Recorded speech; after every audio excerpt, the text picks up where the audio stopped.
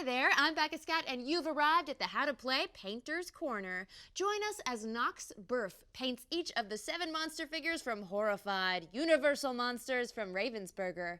And if you want to catch more Horrified content, check out How to Play and Game the Game right here on Geek and Sundry. Now, without further ado, here's Nox Berf playing God and painting Frankenstein. Thanks, Becca. Like you said, we've got Frankenstein on the slab, so let's get painting. Before we begin painting, it's helpful to do some prep work. We're going to gather some simple tools and we're going to use them to clean up the imperfections in the model that can happen during the manufacturing process. We're going to use an X-Acto knife or a hobby knife to clean off the mold lines. It's fairly common to have these and it's going to be easy to remove with just a little bit of work.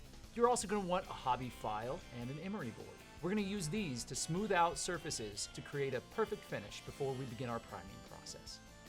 Now that our miniature has been prepped, we're ready to prime. To do so, we're going to start with a basic black undercoat. Now I'm using an airbrush to do this, but don't be intimidated if you don't have an airbrush. You can do this with an aerosol spray can that you can get from a hobby store or from online. Once you have the black undercoat completed, what we're going to do is we're going to use a white ink. And that white ink is going to be sprayed in one direction over the black undercoat. And it's going to create what's called a zenithal highlight. And what that's going to do is it's going to simulate light and shadow, depth and nuance on our miniature. Now that we have the zenithal priming complete, we're ready to begin our base coat. And as I said, we are doing this with glazing. Glazing is a thinner version of paint than what you might be used to using. Typical acrylic paint can be very thick and opaque. We want to create something that's translucent. You can use either water or mixing medium to do this. With Frankenstein, we began with the skin. I've chosen a sickly green, and we're going to slowly create a tone that's going to be built up over multiple layers. For his clothing, we've chosen black, which is the traditional color of Frankenstein's outfit. Now, black can be a tricky color to paint, but since we're using our glazing over our zenithal highlighting, we're going to be able to see the high points where light is striking the model.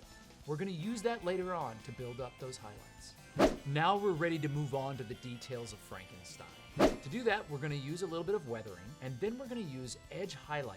Edge highlighting is a simple technique that uses a lighter tone to go around the edges and lines of a model. What we want to do is create a differentiation between the pure black and the highlights where light would strike.